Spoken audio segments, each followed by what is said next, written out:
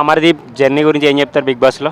ఆయన కూడా బాగానే ఆడాడు. కాకపోతే రైతులను గౌరవించలేదు. ఆయన చాలా ఏమంటారు యాటిట్యూడ్ చూపించాడు. అది వాళ్ళు అట్లా మాట్లాడమన్నారో బిగ్ బాస్ వాళ్ళు, లేకపోతే ఈయన ఒరిజినల్ అని నేనైతే అనుకోను.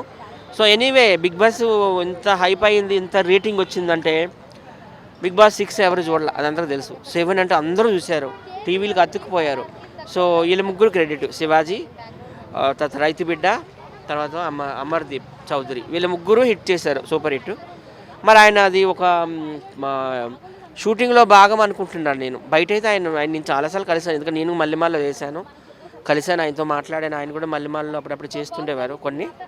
ఆయన కూల్గానే ఉంటారు. సో అది నాకు తెలిసి ఏదో స్కిట్ ఇచ్చినట్టున్నారు ఎవరో రేటింగ్ కోసం, అట్లా రెచ్చిపో పల్లవి ప్రసాద్ని పట్టుకొని లాగే అని. సో ఆయన మీద కూడా నేను దాడి చేశారని విన్నాను, నిజమెంత అబద్ధమెంతో.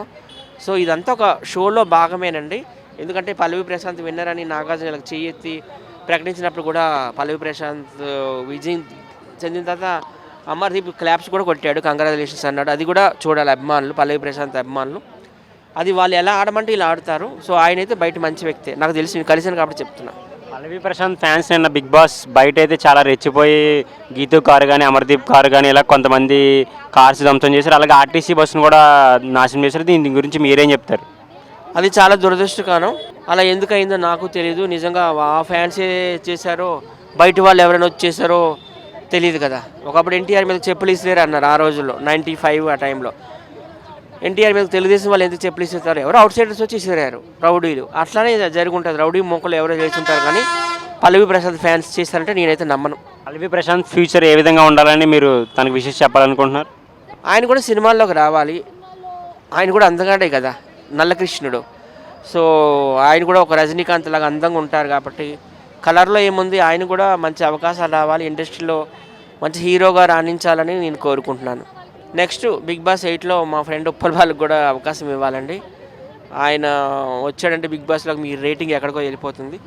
సో ఆయన కూడా ఈసారి తీసుకోవాలని స్టార్ మాకి నాగార్జున గారికి రిక్వెస్ట్ చేస్తున్నా. మీరు వెళ్ళాలనుకోవట్లేదా బిగ్ బాస్ హౌస్కి? నాకు అవకాశం వస్తే వెళ్తాను, కానీ నాకు వస్తుందని కూడా నేను అనుకోవడం లేదు. సో నాకంటే సీనియర్స్ ఉన్నారు కదా మా సోషల్ మీడియాలో, వాళ్ళకి ముందు రావాలని కోరుకుంటున్నాను.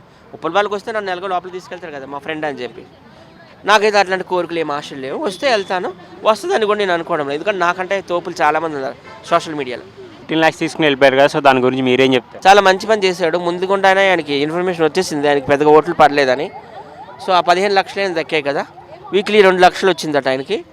10 వారాలు ఉన్నట్టున్నాడు కదా, ఇంకా ఎక్కువైనా 12 వారాల 12 వీక్స్ ఉన్నాడు. ఇది ఒక 24 లక్షలు, అదొక 15 లక్షలు. సో దగ్గర దగ్గర 40 lakhs వెళ్ళిపోవడం మంచిది అయింది. ఎవరో ఒకరు వెళ్ళిపోవాలి కదా, బిగ్ బాస్కి వదిలేయకూడదు ఆ డబ్బులు. కంటెస్టెంట్లు కష్టపడ్డారు కాబట్టి వాళ్ళకి ఆ డబ్బు అనేది దక్కాలి. So it's a good decision అని నేను అనుకుంటున్నాను. థ్యాంక్ యూ అన్న. వెల్కమ్.